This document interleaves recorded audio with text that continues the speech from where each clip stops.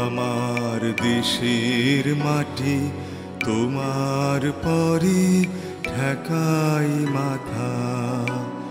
ও আমার দেশের মাটি তোমার পরে ঠেকাই মাথা।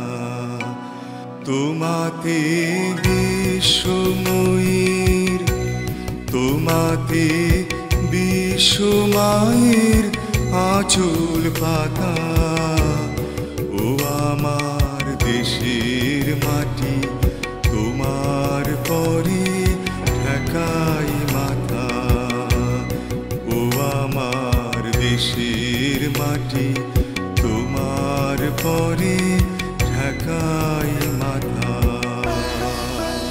আমি ইয়াসিন আলী চৌধুরী। আমার আব্বুর নাম মরহুম হামদু মিয়া চৌধুরী, মা আফা মৃত আফাজুন্নেসা। আমার বাড়ি রোসাঙ্গিরি, থানা ফটিকছড়ি, জেলা চট্টগ্রাম। আমি 1971 সালে রোসাঙ্গিরি স্কুলের ক্লাস 8-এর ছাত্র ছিলাম। তখন আমি রোসাঙ্গিরি স্কুলের ছাত্র থাকা অবস্থায় ওখানে আমার রোসাঙ্গিরি স্কুলে আমি ছাত্রলীগের সাংগঠনিক সম্পাদক নির্বাচিত হই। তারপরে যখন 1971 সালে যুদ্ধ আরম্ভ হয়ে যায়, গ্রামে গঞ্জে যেমনিভাবে আমার রোসাঙ্গিরিতেও হানাদার বাহিনী ঢুকে। হানাদার বাহিনী ঢুকার পরে ওরা নাজিরহাট কলেজে একটা ক্যাম্প গঠন করে। এখানে আমাদের একদিন রাত্রে ভোর 4টার সময় আমার আব্বু হামদু মিয়া চৌধুরী মসজিদে নামাজ পড়তে যায়। আমাদের বাড়ির পাশে একটা মসজিদ, এটা ওয়াহিদ আলী হাজির মসজিদ, এখানে আমিও সাথে ছিলাম।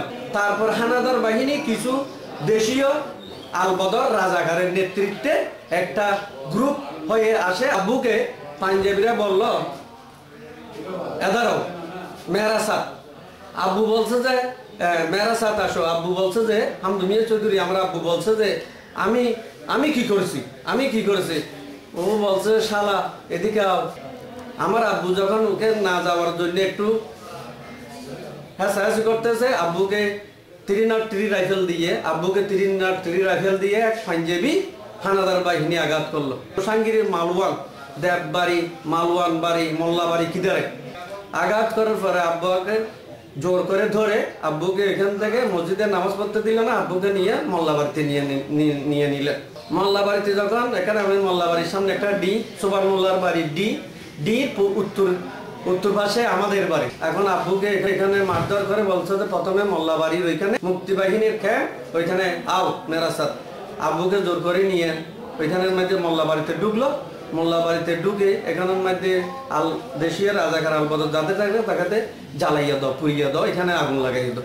ওইখানে কিছু হজ করেছিল কিছু মুরব্বী লোক, ওরা কিছু ওদের পাকিস্তানি পাসপোর্ট ছিল, পাসপোর্ট নিয়ে ওরা পাঞ্জাবি যে মেজর ছিল, মেজরকে বললো আমরা সস্তা মুসলমান হ্যাঁ, আমাদের মানে আমরা হাজি এটা বলে ওদের মেজরকে বড় বড় ওই আমাদের এখানে আড়াইল বলে, পুরুর আড়াইল থেকে বড় বড় রাতাগুলো দিয়ে দিল তার বাড়িতে।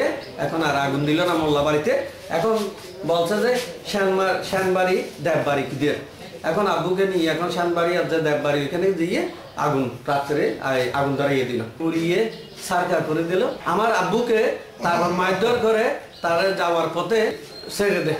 তখন আমি যখন রোসাঙ্গিরি স্কুলের ছাত্র ছিলাম, এইগুলো দেখে একটা ধারণা করলাম যে এখান থেকে আব্বুকে তো নাস্তা নাবুদ করে ফেলছে, এখন তো আমাকেও চিনছে, কেবল আমাকেও ধরবে, আমি মুক্তিযুদ্ধে অংশগ্রহণ করি। তারপরে একদিন রাত্রে আমাদের ওই এলাকার SM ফারুক, বীর মুক্তিযোদ্ধা SM ফারুকের ভাই এখন বর্তমানে কেন্দ্রীয় কমান্ডের মুর্তুজা হোসেন মুক্তিযোদ্ধা, গোপাল কৃষ্ণ মুহুরী, তারপরে হলো যে বাদশাহ আলম, বাবুল শীল, মাহবুল আলম বর্তমানে মেম্বার মাইজবান্ডার শরীফের, আবু তাহের মাসুদ এখন উনি ডাক্তার স্যার। তাদেরকে নিয়ে আমাদের বাড়ির পাশে একটা কালাপুকুর আছে, কালাপুকুরের পারে এখন রাত্রে একটা মিটিং করলো, মুক্তিযুদ্ধে অংশগ্রহণ করতে হবে। আমরা সবাই 54 জন একভাবে জড়িত হয়ে আমরা মাইজবান্ডার শরীফ, মৌলভী আহমদুল্লাহ বাবার মাজার, গোলাফর রহমান বাবার মাজার, ওই সময় আমাদের বিশ্বওয়ালী জিয়াউল হক সাহেব জিন্দে ছিলেন। তারপরে আমরা ওইখানে মাথায় আমাদের হযরতের মাজার গোলাফর রহমানের বাবার মাজারে জিয়ারত করে আমরা মুক্তিযুদ্ধে রওনা করি। বৈষ্ণবপুর বর্ডার দিয়ে ভারতে প্রবেশ করি। ভারতে প্রবেশ করার পরে এখন হরিণে ইউথ ক্যাম্পে এখন জাফর বেরেক এবং রোশান আরা বেরেক আছে, ওইখানে আমরা যাওয়ার পরে জাফর বেরেকে আমাদেরকে থাকার জন্য আমাদেরকে জায়গা করিয়ে দিলাম। আমাদেরকে যাচাই বাছাই করে এখান থেকে আমাদেরকে ইউথ ক্যাম্প থেকে আমার সাথে মুর্তুজা, আবু তাহের মাসুদ, জহুরুল হক, সমিতির আদের মুক্তিযোদ্ধা সাম্পাদিক ইদ্রিস আমাদেরকে উদয়পুরে নিয়ে যায়। উদয়পুর থেকে আমাদেরকে একটা ট্রাক যুগে ধর্মনগর নিয়ে যায়। ধর্মনগর থেকে আমাদেরকে লোয়ার হাফলং নিয়ে যায়। এই আমাদের 1.5 মাস আমাদের ওইখানে 1.5 মাস ট্রেনিং হয়। 1.5 মাস ট্রেনিং হওয়ার পরে আমাদেরকে একটা গ্রুপ নির্বাচিত করা হয়। ওইখানে গ্রুপের কমান্ডার করে দেয় মহিউদ্দিন চৌধুরীকে। তারপরে জহুরুল হক ফটিকছড়ি, ওনার বাড়ি, ওনাকে সন্ত্রাস এখন মেরে ফেলছে। মুর্তুজা হোসেনকে দিয়ে আমাদেরকে 54 জনকে আমাদেরকে লোয়ার হাফলং থেকে দেমাইগিরিতে পাঠিয়ে দেয়। ওই দেমাইগিরি কারেন্সরি বর্ডার দিয়ে আমাদেরকে বাংলাদেশে ঢুকিয়ে দেয়। তারপরে শেখ ফজলুল মনির নেতৃত্বে এবং মহিউদ্দিন চৌধুরী ওই গ্রুপের কমান্ডার ছিলেন। এখন আমাদেরকে আসি যখন ফারুয়া নামক এক স্থানে দিনে পাকিস্তানি বাহিনীর সাথে আমাদের সাথে সম্মুখ যুদ্ধ হয়। সম্মুখ যুদ্ধের মধ্যে আমাদের কিছু মুক্তিযোদ্ধা ওইখানে মানে হতাহত হয়, এখনের মধ্যে জখমপ্রাপ্ত হয়, কেহ এখানে মারা যায়। আর পরে কয়েকজন আমাদের হাতে বন্দী হয়ে যায়।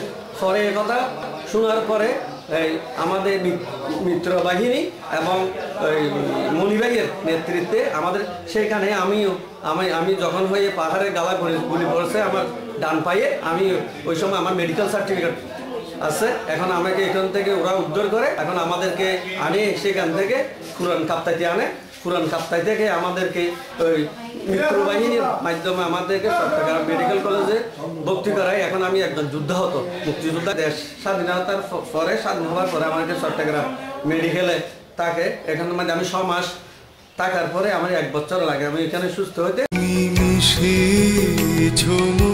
দেহের শানে তুমি মিলেছ মোর প্রাণে মনে, মিশেছ মোর দেহের শানে তুমি মিলেছ মোর প্রাণে মনে।